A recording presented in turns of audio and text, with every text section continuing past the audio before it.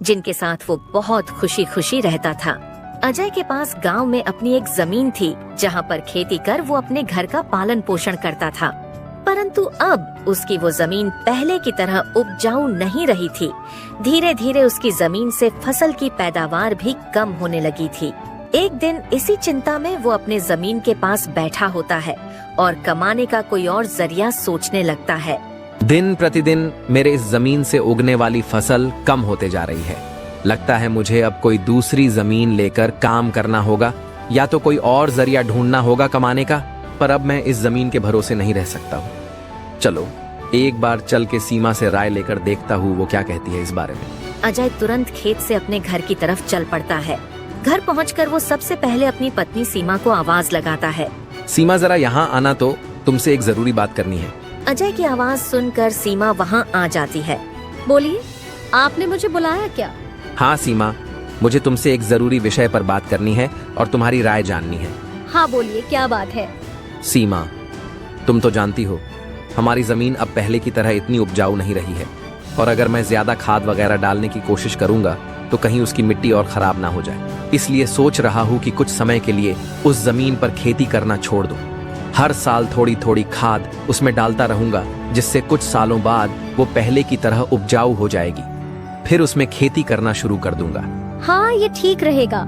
इससे आपकी जमीन भी सही रहेगी और उसमें उगने वाली फसल भी।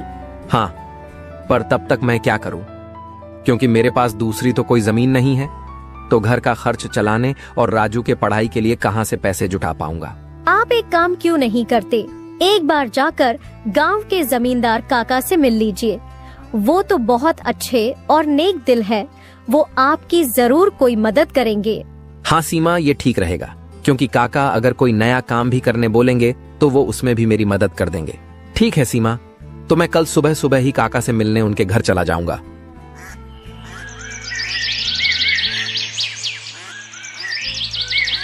अगली सुबह अजय जमींदार से मिलने उसके घर के लिए चल पड़ता है। जमींदार के घर के बाहर पहुंचकर वो जमींदार को आवाज लगाता काका, है। क्या आप घर पर हो? अजय की आवाज सुनकर जमींदार बाहर आता है। अरे आओ अजय बेटा, बोलो क्या हुआ, कुछ काम था क्या? हाँ काका, आपकी एक मदद चाहिए थी। हाँ बोलो ना बेटा, मैं किस प्रकार तुम्हारी मदद कर सकता हूँ? अजय फटाफट से जमींदार को अपने खेत की हालत बता देता है। तो इसमें परेशान क्या होना बेटा? काका, मेरे पास एक ही जमीन है जिस पर खेती कर मैं अपने घर का खर्च चलाता हूँ, और मैंने आज तक खेती के अलावा कोई दूसरा काम भी कभी किया नहीं। तो अब यही नहीं समझ रहा है मैं क्या करूँ। बेटा, खेती के अलावा दूसरा काम क्यों करना? तुम एक काम करो, मेरे पास गांव के बाहर एक जमीन है, तुम उस पर खेती करो। काका, पर इससे तो आपका नुकसान हो जाएगा। नहीं बेटा, कोई नुकसान नहीं होगा। इसी बहाने तुम मेरी जमीन की देख रेख भी करोगे, क्योंकि अब तो मेरी उम्र भी हो गई है और मेरा बेटा भी शहर में रहता है, तो इससे तुम्हारा भी भला हो जाएगा और मेरी भी थोड़ी जिम्मेदारी कम रहेगी। ठीक है काका, अगर ऐसी बात है तो मैं कल से ही उस खेत पर काम करने चला जाऊंगा। अजय जमींदार को धन्यवाद कहकर वहाँ से अपने घर के लिए निकल जाता है। अजय अपने घर पहुंचकर सीमा को सारी बात बता देता है। ये तो बहुत अच्छा है, यानी आपकी सारी चिंता ही खत्म हो गई। हाँ सीमा, अब मैं काका के खेत पर बहुत मेहनत करूंगा और कोशिश करूंगा कि एक दो और खेत खरीद लूं, क्योंकि भविष्य में ऐसी समस्या आए तो उसके लिए हम तैयार रहे।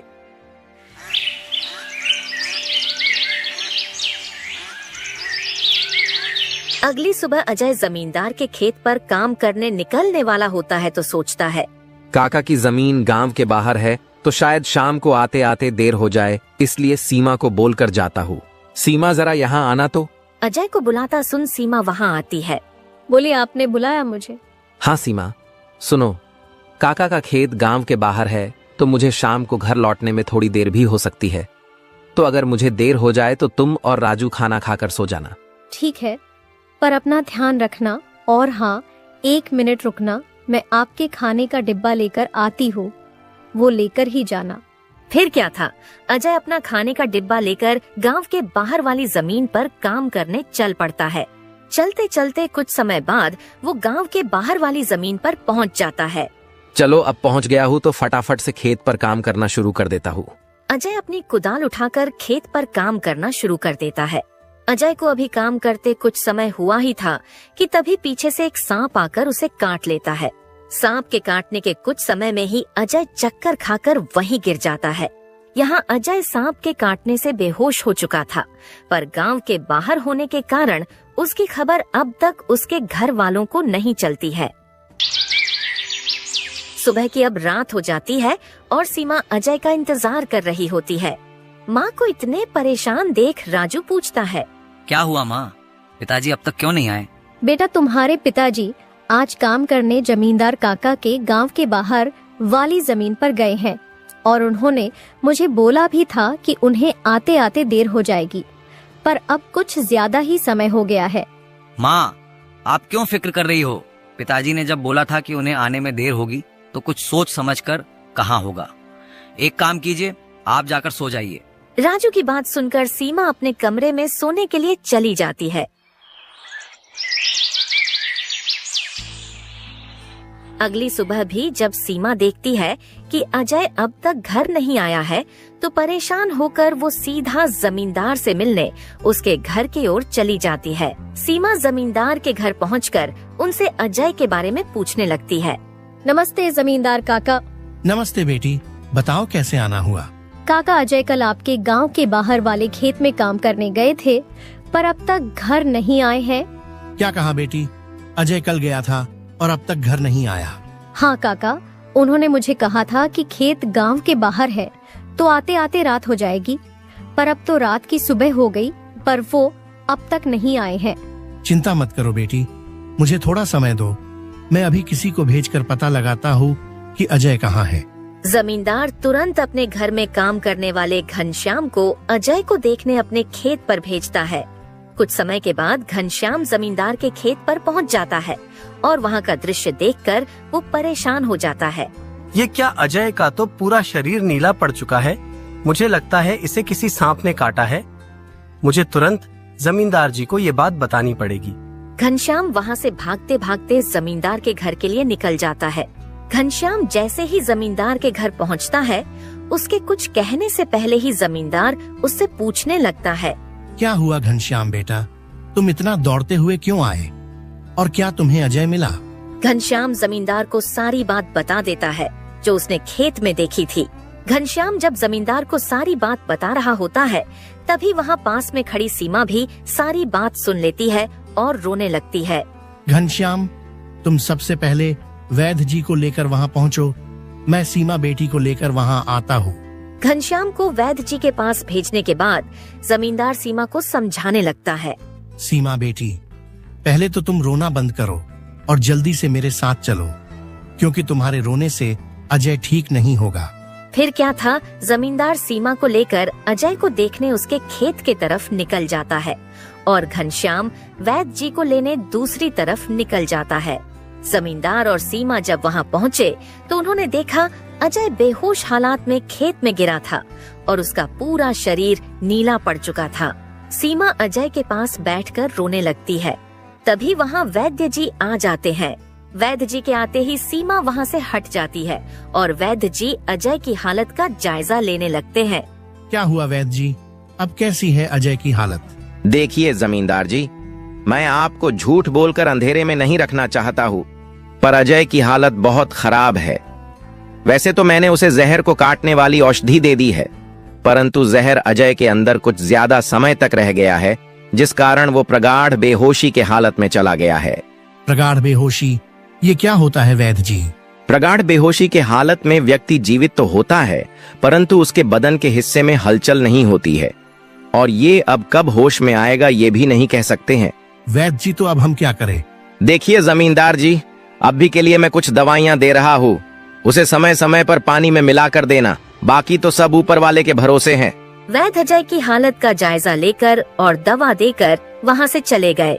फिर कुछ गांव वाले अजय को लाकर उसको उसके घर के बिस्तर पर लिटा देते हैं। देखो सीमा बेटी, तुम बिल्कुल चिंता मत करना, तुम अजय की अच्छे से देखभाल करो, देखना वो बहुत जल्द ठीक हो जाएगा। और तुम्हें अगर किसी भी चीज की कोई भी जरूरत हो तो मुझे जरूर बता देना, और हर महीने मैं तुम्हारे लिए और राजू के लिए कुछ पैसे भेजता रहूंगा, पर तुम हिम्मत मत हारना। आपका बहुत बहुत धन्यवाद काका। आप हम लोगों की बहुत मदद कर रहे हो। जमींदार फिर वहाँ से सीमा को दिलासा देकर चले जाते हैं। जमींदार के जाने के बाद वहाँ राजू आ जाता है और अपने पिता की हालत देखकर सीमा से उसका कारण पूछने लगता है। माँ, ये पिताजी को क्या हुआ है? बेटा, तुम्हारे पिताजी को कल खेत में सांप ने काट लिया है, जिस कारण वो बेहोश हो गए हैं। माँ, तो पिताजी होश में कब आएंगे? बेटा, वैद्य जी ने कुछ दवाइयाँ दी है और उन्हें समय समय पर पिलाने कहा है। उन्होंने बोला कि उन दवाइयों से वो बहुत जल्द ठीक हो जाएंगे। पर माँ, पिताजी की ऐसी हालत है तो अब हमारे घर का खर्च कैसे चलेगा? बेटा, तुम उसकी चिंता मत करो, मैं हूँ ना, मैं सब संभाल लूंगी। नहीं माँ, आप क्या क्या करोगी? आप पिताजी का ध्यान रखोगी, आप घर संभालोगी कि घर का खर्च देखोगी? माँ, आप बस पिताजी का और घर का ध्यान रखो, मैं अब खेत पर काम करके घर का खर्च चलाऊंगा। राजू की ऐसी बातें सुन सीमा भावुक हो जाती है। नहीं बेटा, तुमको काम करने की कोई जरूरत नहीं है, मैं सब संभाल लूंगी। तुम बस अपने पढ़ाई का ध्यान रखो।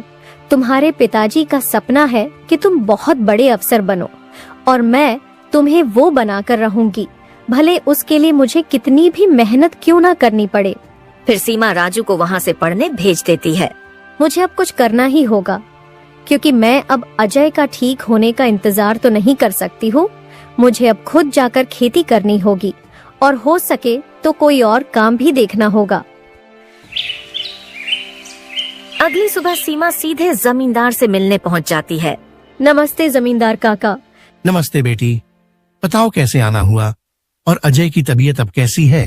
काका, अजय की तबीयत फिलहाल तो वैसी ही है और मुझे आपकी एक मदद चाहिए थी, इसीलिए मैं आपसे मिलने चली आई। हाँ, बोलो ना बेटी, मैं तुम्हारी किस प्रकार मदद कर सकता हूँ? काका, मैं चाहती हूँ कि जो जमीन आपने अजय को दी थी काम करने के लिए, आप मुझे उस पर काम करने की इजाजत दे दी, ताकि मैं उस पर काम करके अपने घर का खर्च और राजू की पढ़ाई करा सकूं। बेटी, पर तुम्हें वहाँ काम करने की कोई जरूरत नहीं है। मैं हूँ ना, मैं तुम्हारे घर के लिए जो भी खर्च लगेगा हर महीने भेज दिया करूँगा। नहीं काका, आपने अब तक हमारी बहुत मदद की है। अब आप बस मुझे आपके खेत में काम करने की इजाजत दे दीजिए। मैं अब खुद काम करके अपना घर चलाऊंगी और अपने बेटे को बड़ा अफसर बनाऊंगी।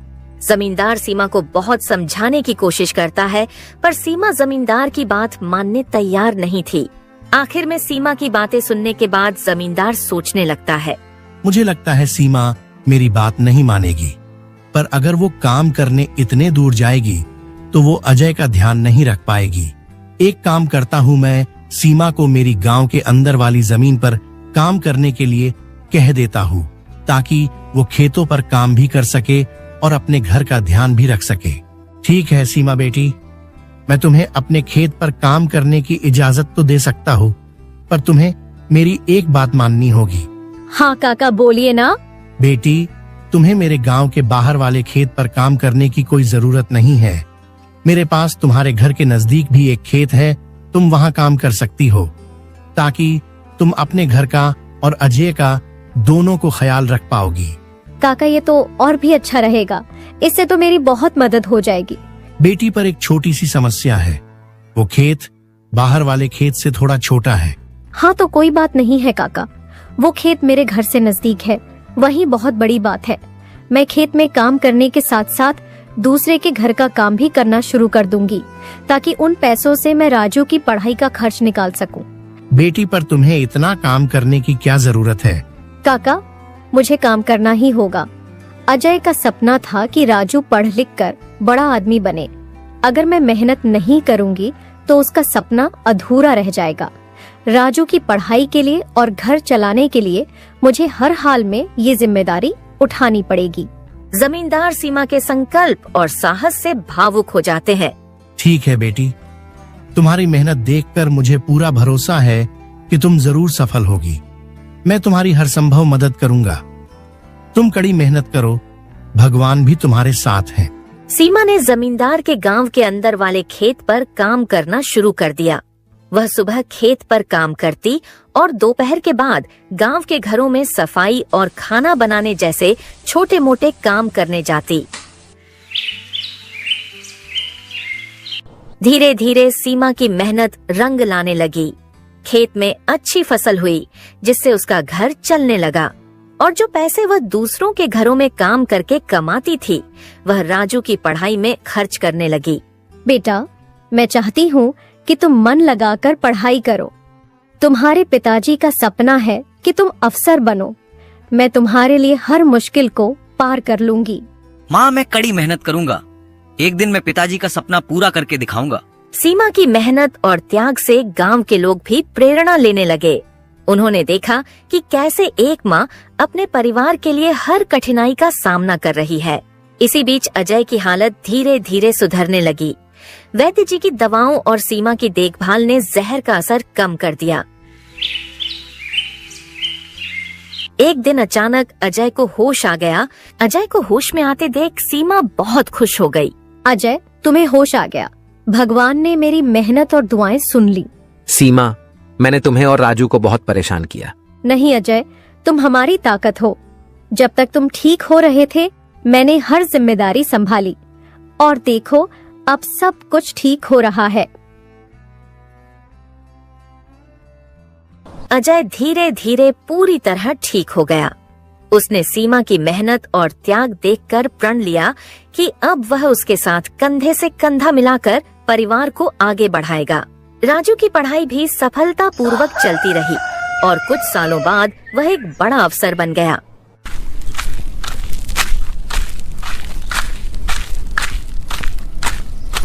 माँ, पिताजी, मैं आज जो कुछ भी हूँ वह आपकी मेहनत और त्याग के कारण हूँ। नहीं बेटा, ये सब तुम्हारी माँ का बलिदान है। उसने हमारे परिवार को बचाने के लिए हर मुश्किल का सामना किया। सीमा का त्याग और अजय का साथ, दोनों ने मिलकर एक नई मिसाल कायम की। गांव वाले अब भी उनकी इस कहानी को आने वाली पीढ़ियों को प्रेरणा के रूप में सुनाते हैं। इस तरह माँ का त्याग की यह कहानी हमें सिखाती है कि एक माँ का समर्पण किसी भी चुनौती को पार कर सकता है और परिवार को जोड़ कर रखता है। दोस्तों, तो इस तरह की और शानदार और मजेदार कहानियाँ देखने के लिए हमारे इस चैनल को जल्द से जल्द सब्सक्राइब कर लें।